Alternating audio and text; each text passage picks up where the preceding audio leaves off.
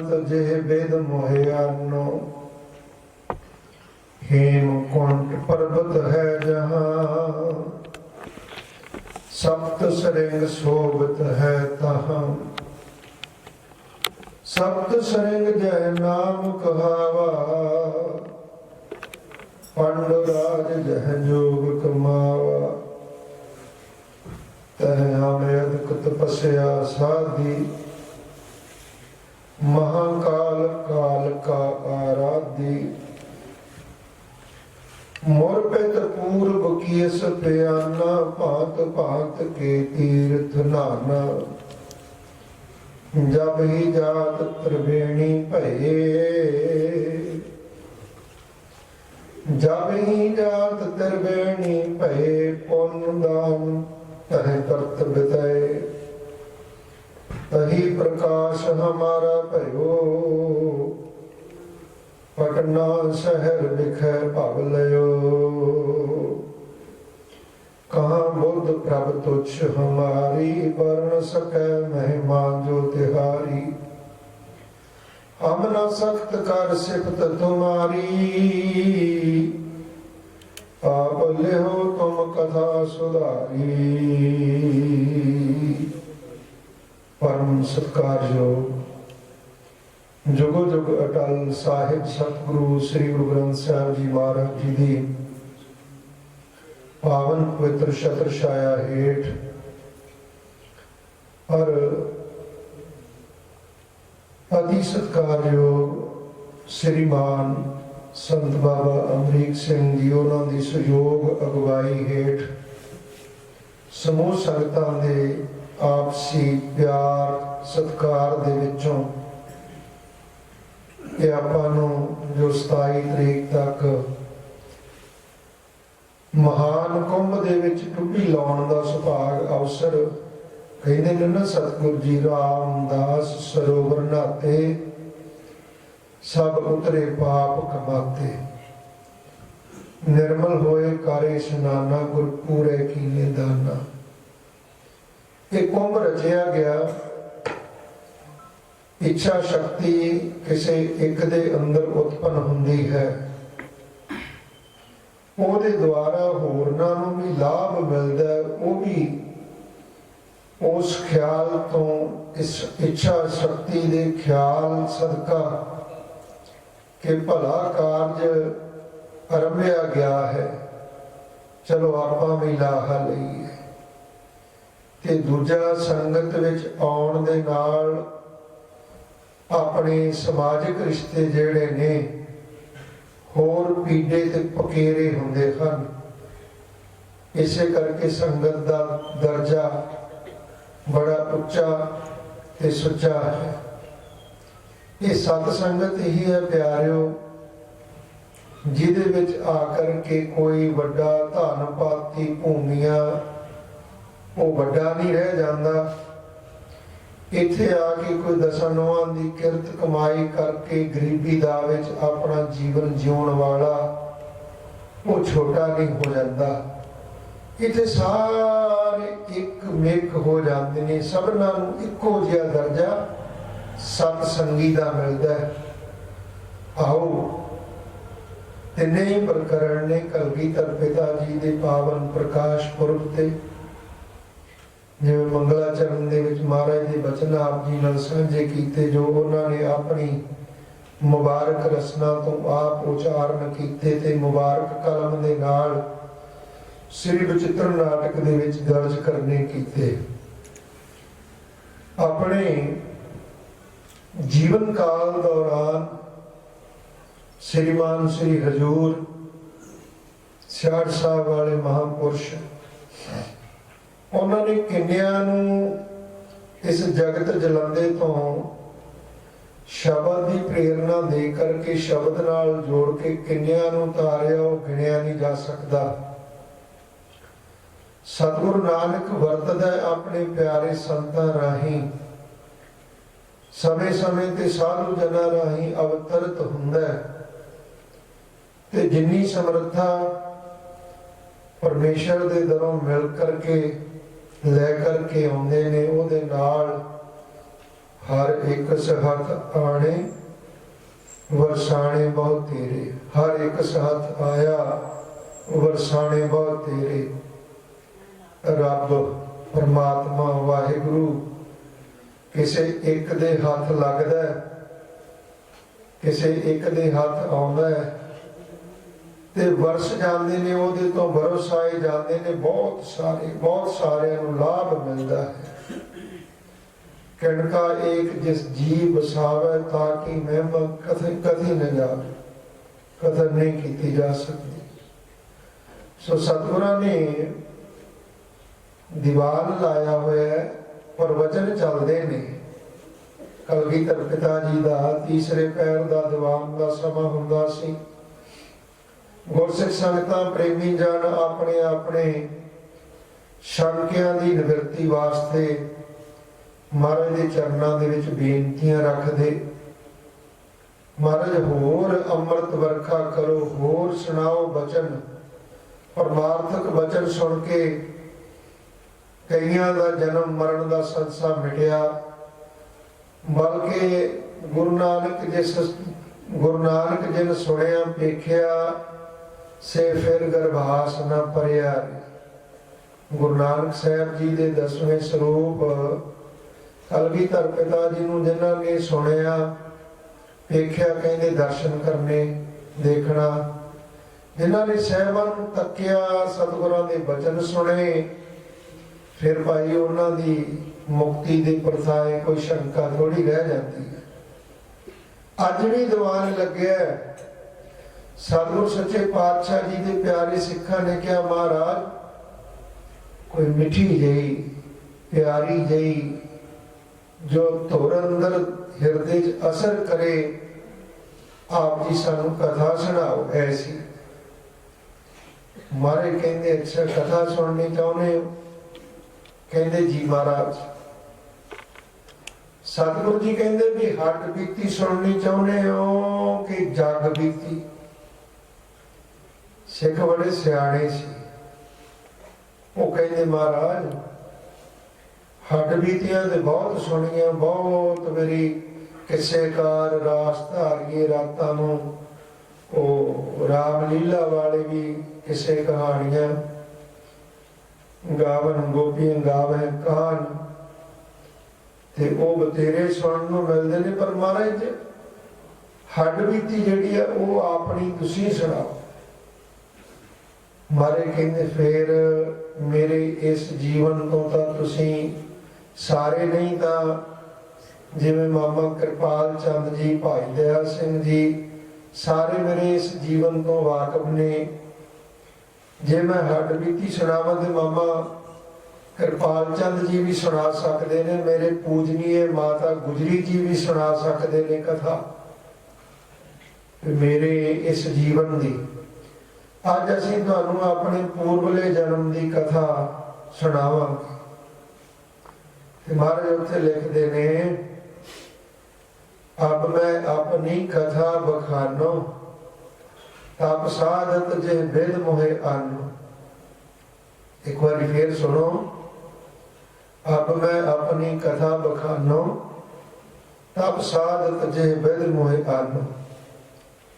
ये पंक्तियां दास पहला पढ़ेगा, फिर सारे वीर ते भैणां मातावां धारना दे विच कोई रचना वांझी ना रहे। सारे ही अपने सुरते बरते नूं जोड़ के आ फोन वालियां स्विचां ऑफ कर लो। सतगुर सच्चे पातशाह जी दे पावन शब्द विच सुरत नूं केंद्रित करो। अब मैं अपनी जी कथा बखानो, कथा बखानो। अब मैं अपनी जी कथा बखानो, कथा बखानो।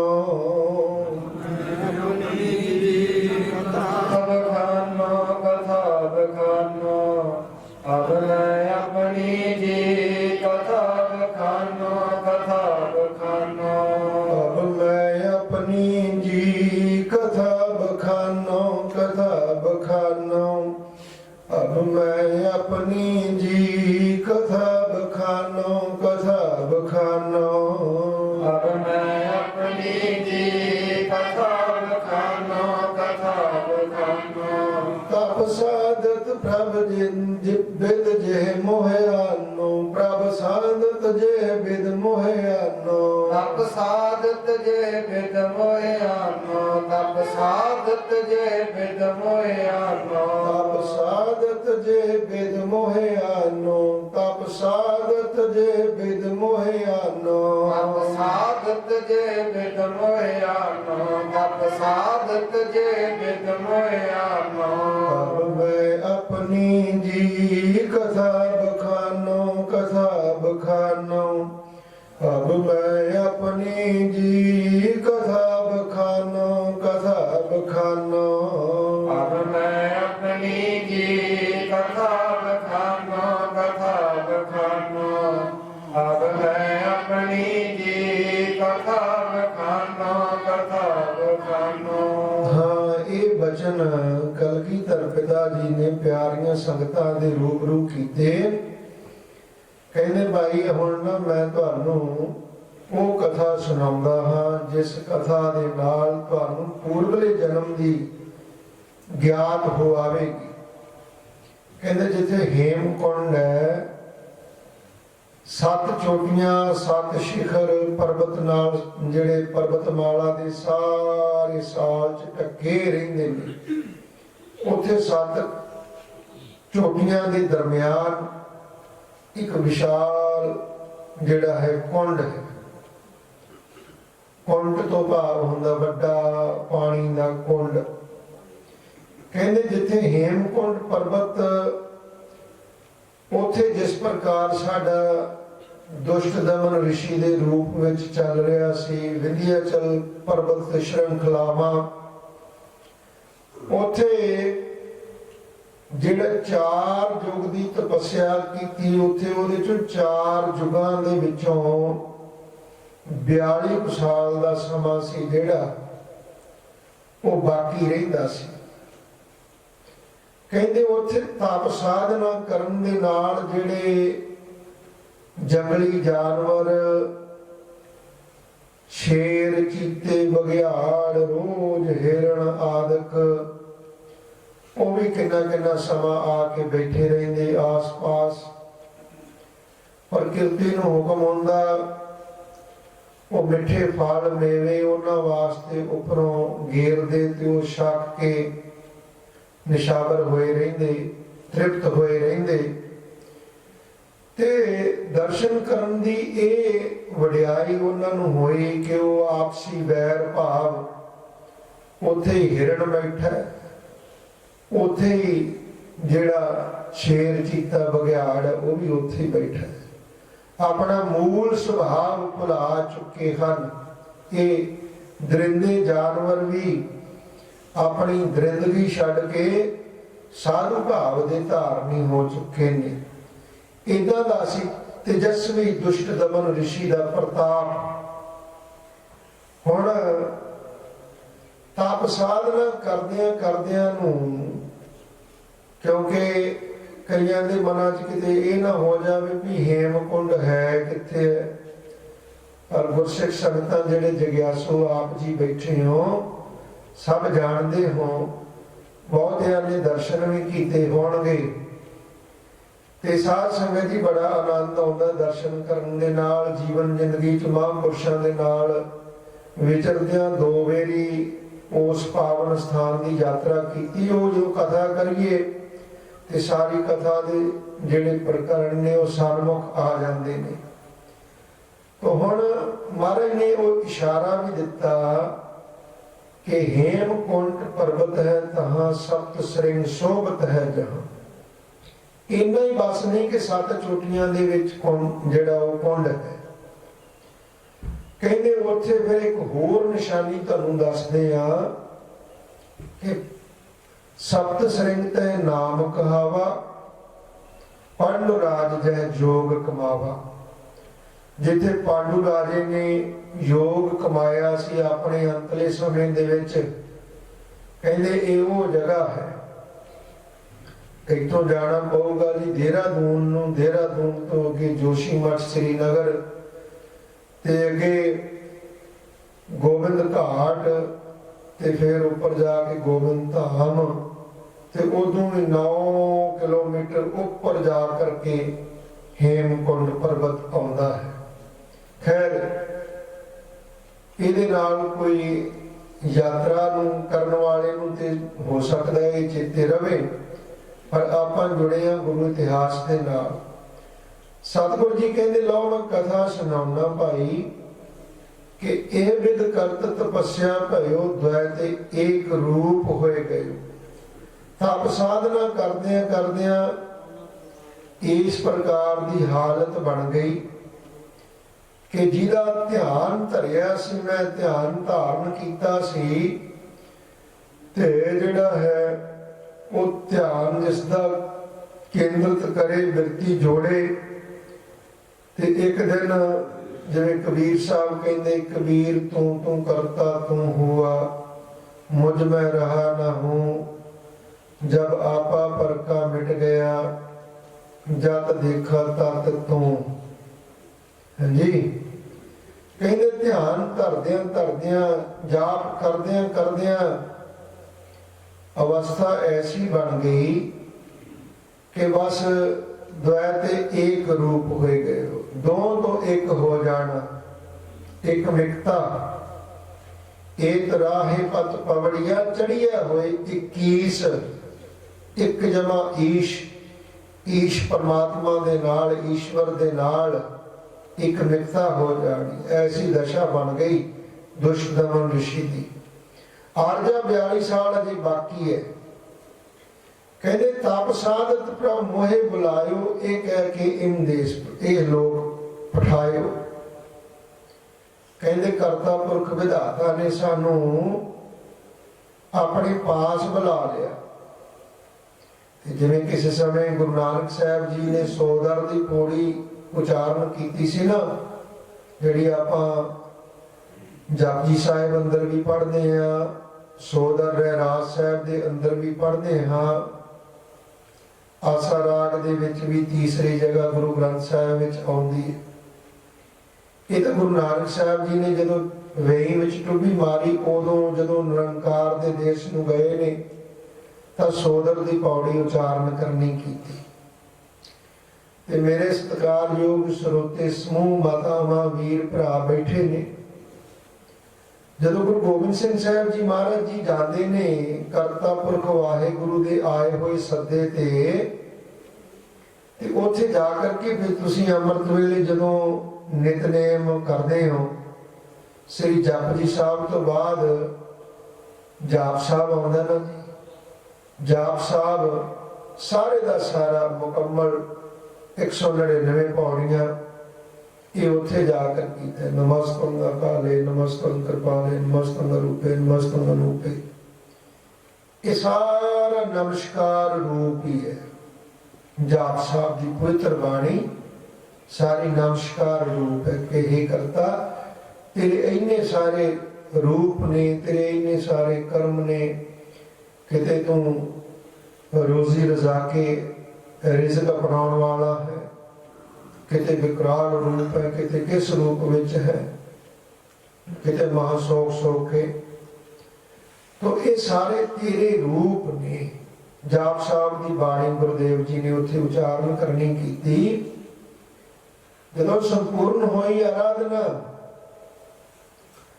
ते करता पुरख वाहिगुरु ने वचन किया कि दुष्ट दमन की तेनू पता है असीं तेनू किस वास्ते बुलाया अपने पास।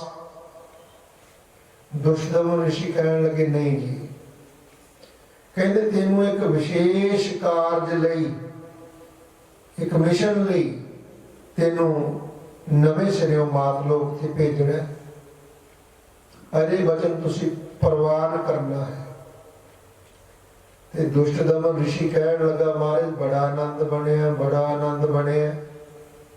कहते कोई साथों गलती तो नहीं होगी भी सानू उस आनंद तो विरवा करते होवो।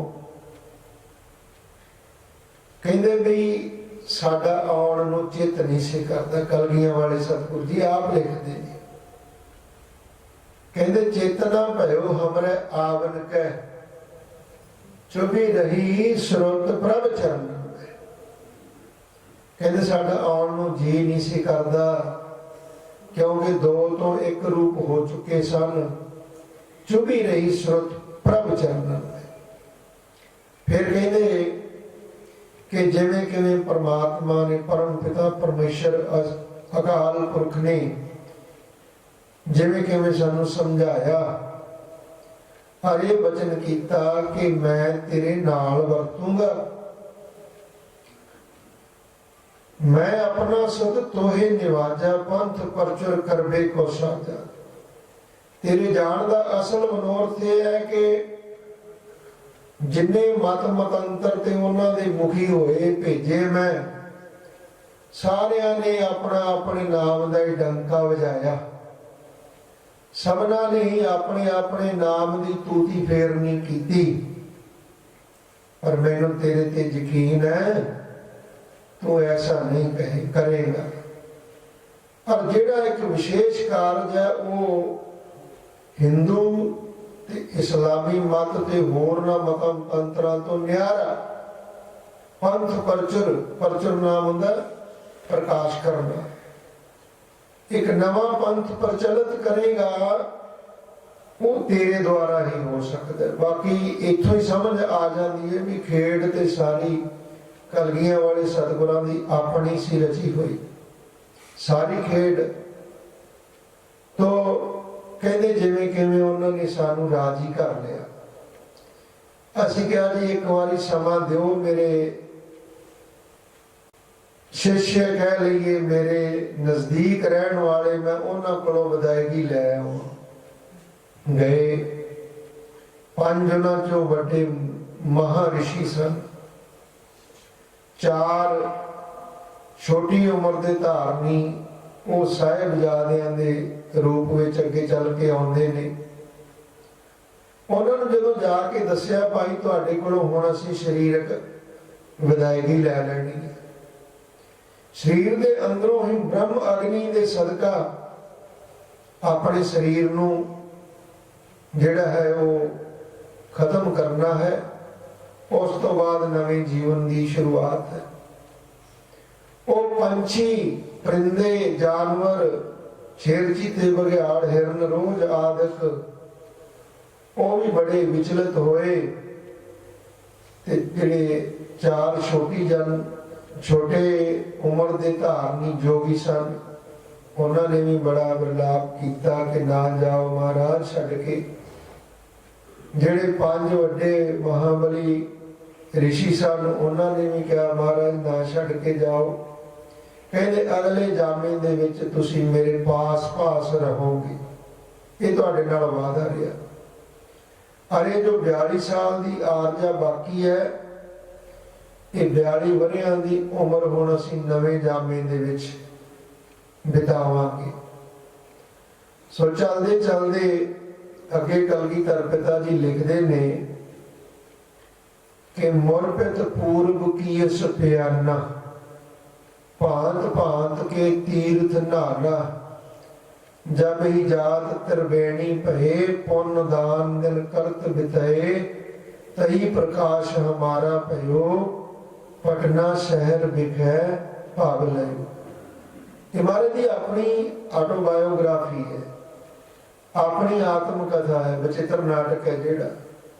ਜਿਵੇਂ ਜਿਵੇਂ ਥੋੜੀ ਬਿਰਤੀ ਨੂੰ ਬਰੀਕ ਕਰਕੇ ਪੜ੍ਹੀਏ ਤੇ ਵਾਚੀਏ ਨਾ, ਸਾਰੀਆਂ ਗੱਲਾਂ ਆਪਣੇ ਆਪ ਸਪਸ਼ਟ ਹੋ ਜਾਂਦੀਆਂ ਨੇ। ਮੁਰਪਿਤ ਪੂਰਬ ਕੀ ਇਸ ਪਿਆਨਾ, ਮੇਰੇ ਪਿਤਾ ਗੁਰੂ ਤੇਗ ਬਹਾਦਰ ਸਾਹਿਬ ਜੀ ਆਨੰਦਪੁਰ ਸਾਹਿਬ ਦਾ ਨਗਰ ਵਸਾ ਚੁੱਕੇ ਸਨ। ਪੂਰਬ ਦੇਸ਼ ਦੀ ਸੰਗਤ ਆਈ, ਬੜੇ ਤਰਲੇ ਬੜੇ ਵਿਲਕਣੀਆਂ ਕੀਤੀਆਂ ਕਿ ਕਿਸੇ ਸਮੇਂ ਮਹਾਰਾਜ ਸਾਡੇ ਪੂਰਬ ਦੇਸ਼ ਨੂੰ ਧੰਨ ਗੁਰੂ ਨਾਨਕ ਦੇਵ ਮਹਾਰਾਜ ਸੱਚੇ ਪਾਤਸ਼ਾਹ ਨੇ ਚਰਨ ਪਾ ਕੇ ਨਵਾਜਿਆ ਸੀ, ਤੇ ਹੁਣ ਆਪ ਉਸੇ ਗੁਰਤਾ ਗੱਦੀ ਤੇ ਸਭਾਇਮਾਨ ਹੋ। ਹੁਣ ਆਪ ਜੀ ਕਿਰਪਾ ਕਰੋ, ਪੂਰਬ ਦੇਸ਼ ਆਓ। ਕੋਈ ਢਾਕਾ, ਬੰਗਾਲਾ, ਕੋਈ ਹੋਰ ਇਧਰ ਸਿੱਕਮ, ਭੂਟਾਨ ਦੇਸ਼ ਨੇ ਗੁਰੂ ਨਾਨਕ ਸਾਹਿਬ ਜੀ ਪਹਿਲਾਂ ਚਰਨ ਪਾਏ ਸਨ। ਸੋ ਪਰਬਤੀ ਰਾਜੇ ਆਏ, ਸਾਰਿਆਂ ਦੀ ਮਨੋਭਾਵਨਾ ਨੂੰ ਦੇਖਦੇ ਹੋਏ ਕਲਗੀਧਰ ਪਿਤਾ ਜੀ ਕਹਿੰਦੇ ਕਿ ਸਾਡੇ ਪਿਤਾ ਜੀ ਨੇ ਸ੍ਰੀ ਅਨੰਦਪੁਰ ਸਾਹਿਬ ਤੋਂ ਚਾਲੇ ਪਾਉਣੇ ਕੀਤੇ। ਪੰਜਾਬ ਤੋਂ ਅੱਗੇ ਜਿਵੇਂ ਹੁਣ ਯੂਪੀ ਸੀਪੀ ਤੇ ਇਹ ਅੱਗੇ ਚੱਲ ਕੇ ਪਟਨਾ ਸ਼ਹਿਰ ਆ ਗਿਆ।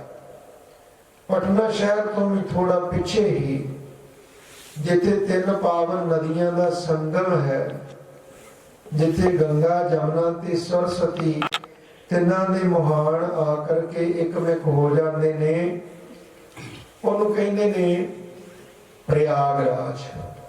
ਇਲਾਹਾਬਾਦ ਤੋਂ ਕੋਈ 20 ਕੋ ਅੱਗੇ ਜਾ ਕਰਕੇ ਉੱਥੇ ਜਿੱਥੇ ਪਰਿਵਾਰ ਠਹਿਰਿਆ ਤੇ ਮਾਤਾ ਨਾਨਕੀ ਜੀ ਜੋ ਗੁਰੂ ਤੇਗ ਬਹਾਦਰ ਸਾਹਿਬ ਦੇ ਪੂਜਨੀਕ ਮਾਤਾ ਜੀ ਨੇ, ਮਾਤਾ ਜੀ ਨੇ ਅੱਜ ਕਿਉਂਕਿ ਸਤਿਗੁਰਾਂ ਦਾ ਇਹ ਨੇਮ ਸੀ ਪਿਆਰੀ ਸਾਧ ਸੰਗਤ ਕਿ ਜਦੋਂ ਭੋਜਨ ਪ੍ਰਸ਼ਾਦਾ ਛਕ ਕੇ ਕੁਝ ਮਾਤਾ ਜੀ ਦੇ ਆਸਣ ਤੇ ਜਾ ਕਰਕੇ ਬੈਠ ਜਾਣਾ ਤੇ ਮਾਤਾ ਨਾਨਕੀ ਜੀ ਨੂੰ ਮਾਨੋ ਕਲੇਜੇ ਨੂੰ ਠੰਡ ਪੈ ਜਾਣੀ।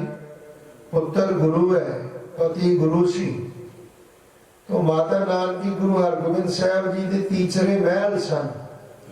वड्डे सन माता दमोदरी जी, दूसरे नंबर ते माता मरवाही जी, जिन्हां दे पेटों बाबा अणी राय ते बाबा सूरजमल जी पैदा होए। ते तीसरे नंबर ते माता जी सन माता नानकी जी। अज माता नानकी ने एक वचन किया जदों गुरुदेव गुरु तेग बहादुर साहब माता जी के आसन ते नमस्कार करन गए। गुरु साहब जी ने जो जिहड़ियां पैड़ा छड्डियां उन्हां तो सबक मिलदा है। अज असीं बजुर्गां नूं ओल्ड होम्स दे विच डकिया होया वेखदे हां। किड्डा विशाल हिरदा होवेगा हजूर सच्चे पातशाह दा कि सारे दिन दे कार विहार संभाल के सिखां दे संशय निवृत्त करके पावन सिक्ख्या दे के घरां नूं तोरन मौकिया।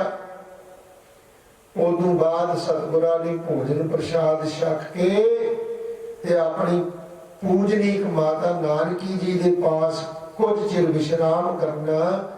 माता जी ने कंड ते हथ फेरना, मेरे लाल जियो आया। अज भी इसी तरह होया।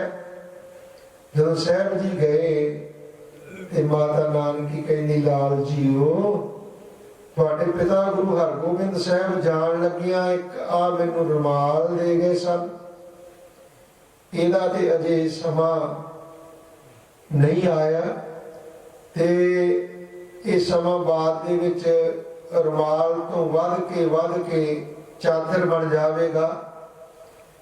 ते दूजी गल उन्होंने मैं ये कही सी कि महाराज मैनू भी नाल ही लै चलो, जिथे तुसीं इस लोक दे सुख दिते उत्थे परलोक विच भी अपनी चरना दासी बना करके रखना।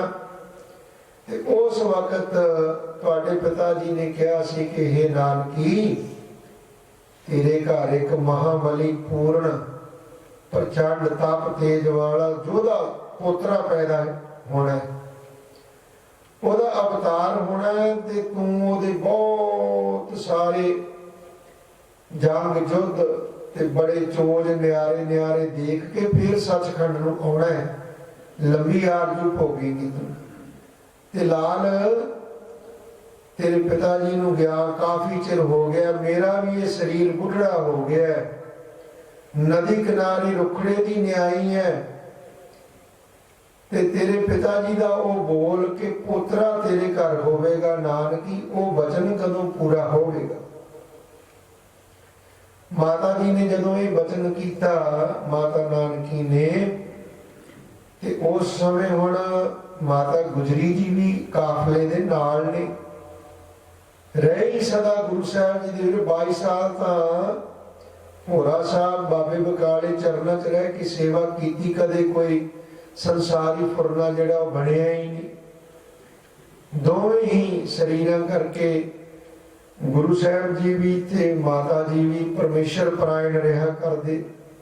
अज माता जी ने बेनती की है तो फिर सतगुरु जी कहन लगे माता जीओ जेकर उतरे का मुख वेखना चाहते हो तो फिर कोई पुण्य दान जाप तप ऐसा कोई समागम बनाइए तो फिर ही मनोकामना पूरी होंगी है ना। माता नानकी जी नूं मानो एवं जिवें किसी कंगाल बंदे नूं 9 प्रकार का कुबेर जिहड़ा धन आ वो प्राप्त हो जाए, 9 निधा खजाने प्राप्त हो जान। वचन सुन के एडे खुश होए ते सतगुर सच्चे पातशाह जी ने फिर इत्थे प्रयागराज ते गुरु अस्थान बनया होया है। सैंचियां दे उत्तों दोवें सैंचियां भाई बिधि चंद जी ने उतारा कर लिया सी करतारपुर वाली भीड़ तो।